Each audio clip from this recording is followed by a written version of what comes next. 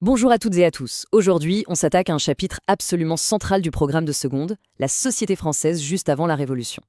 On a souvent l'impression de bien la connaître, avec ces fameux trois ordres bien rangés.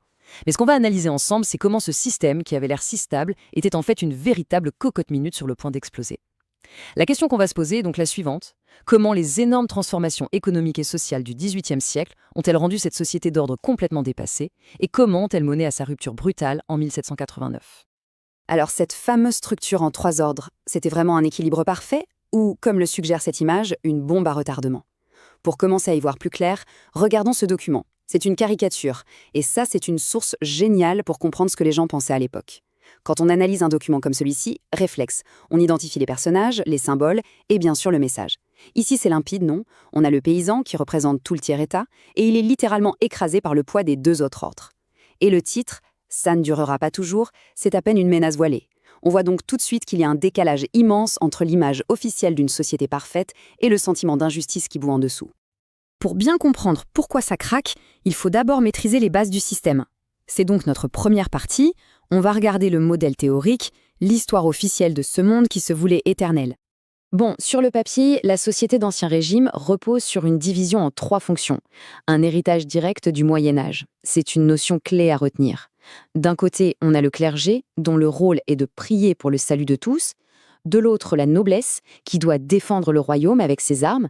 Et enfin, le tiers-état, qui, par son travail, fait vivre tout le monde. L'idéologie derrière tout ça, c'est que chaque ordre a une fonction vitale pour l'équilibre du corps social. Un équilibre qui aurait été voulu par Dieu lui-même. Ok, maintenant on va confronter cette belle théorie à la réalité des chiffres. Et là, ce graphique, il est sans appel. Les deux ordres qu'on appelle privilégiés, le clergé et la noblesse, représentent à peine 2% de la population totale. Et face à eux, vous avez 98% de Français qui forment le tiers-état. Vous voyez tout de suite l'énorme déséquilibre.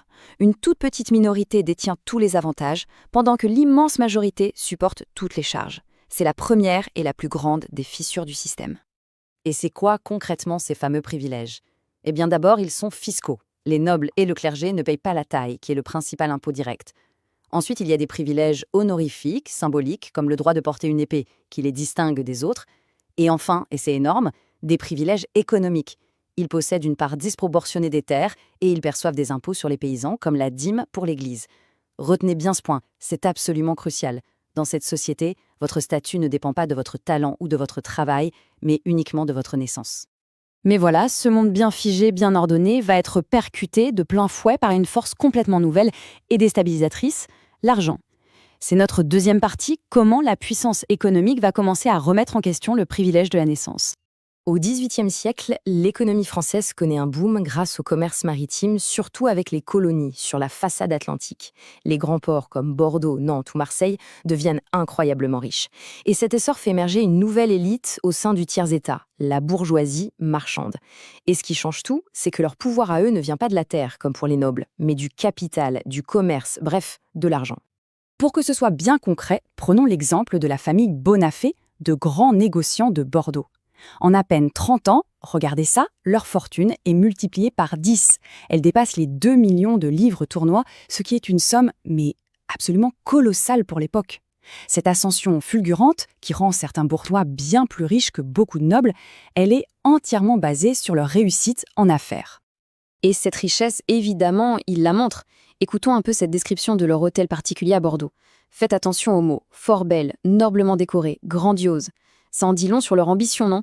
Ces grands bourgeois, en fait, ils adoptent complètement le style de vie de la noblesse. Ils ont le pouvoir économique et maintenant, ils veulent la reconnaissance sociale qui va avec. Turgot, qui était un ministre de Louis XVI, avait analysé ça avec une lucidité incroyable dès 1776. Ce qu'il dit là, c'est fondamental, c'est vraiment un point clé de tout le chapitre. Il nous explique que la vraie fracture dans la société, ce n'est plus tellement entre les nobles et les roturiers, mais entre les riches, qu'ils soient nobles ou bourgeois, et les pauvres. L'argent est en train de tout changer, mais la loi, elle, reste bloquée sur la vieille division par ordre. Et ça, c'est une contradiction qui ne peut plus tenir. Cette contradiction immense entre la structure légale des ordres et la réalité économique et sociale, eh bien logiquement, ça va faire exploser les tensions. C'est notre troisième et dernière partie, on rentre dans la crise ouverte. En fait, à cette époque, il n'y a pas une France, mais au moins deux, qui vivent côte à côte sans se comprendre. D'un côté, il y a la France des campagnes où vit l'écrasante majorité de la population, une vie précaire, sous la menace constante d'une mauvaise récolte et donc de la faim. C'est ce qu'on appelle les crises de subsistance. Et de l'autre côté, on a la France des villes, qui s'enrichit, oui, mais où les inégalités sont encore plus criantes, entre une élite richissime et un peuple d'artisans et d'ouvriers qui vit très durement. Dans les villes, justement, cette élite de l'argent, qu'elle soit noble ou bourgeoise, elle invente une nouvelle culture. C'est le monde des lumières, des cafés, des théâtres, des promenades où il faut se montrer. C'est un monde où l'apparence, l'esprit, la mode deviennent des signes de reconnaissance sociale. Et il ne faut jamais l'oublier, ce monde de raffinement et de loisirs repose entièrement sur le travail harassant du peuple. Comparez ces deux images, c'est un super exercice. D'un côté, l'oisireté, le luxe, et de l'autre, le labeur, la fatigue. C'est ça, la grande fracture sociale qui traverse les villes du XVIIIe siècle. L'écrivain Louis-Sébastien Mercier, qui a passé son temps à arpenter Paris pour décrire la vie de ses habitants, met des mots très très forts sur cette souffrance. Il parle d'un peuple écrasé comme un insecte, qui ne gagne qu'une chétive subsistance. On sent bien ici le cocktail explosif, l'injustice sociale mélangée à l'absence totale de droits politiques. On va maintenant faire un zoom sur deux aspects cruciaux. D'abord, la face cachée de cette nouvelle richesse, son coût humain. Et ensuite, les idées nouvelles qui vont donner les armes intellectuelles pour tout remettre en question. Ici, il faut être très clair, la richesse spectaculaire de ces grands ports atlantiques est totalement indissociable du commerce triangulaire et de l'économie de plantation. Pour le dire crûment, la fortune des Bonafé et de leurs semblables est construite sur le sucre, le café, des produits coloniaux cultivés par des esclaves dans des conditions absolument effroyables, notamment à Saint-Domingue, qui est aujourd'hui Haïti. Le bilan humain est juste vertigineux. Sur toute la période, la traite française a déporté plus d'1 300 000 hommes, femmes et enfants africains. C'est un chiffre qui donne le tournis et qui nous rappelle que la prospérité économique d'une partie du royaume reposait sur la déshumanisation de millions d'autres. Et derrière ce chiffre, il y a des vies brisées. Le témoignage de Olaudah Equiano, un ancien esclave qui a réussi à racheter sa liberté et à écrire ses mémoires, est un document exceptionnel. Il décrit une horreur presque inconcevable. C'est le contrepoint indispensable aux descriptions des beaux hôtels particuliers de Bordeaux. C'est l'autre phase de la mondialisation du XVIIIe siècle. En même temps, le climat intellectuel est en pleine ébullition. C'est le fameux siècle des Lumières. Dans les salons, dans les cafés, on lit des philosophes comme Rousseau qui démontent l'absolutisme et les privilèges de naissance.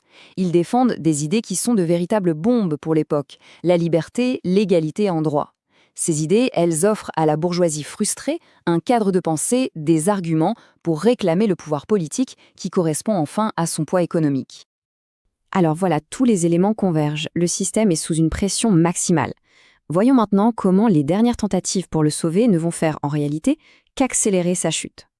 Sentant le vent tourner, la noblesse la plus conservatrice se crispe. C'est ce que les historiens appellent la réaction nobiliaire. Au lieu de s'ouvrir, elle se ferme à double tour.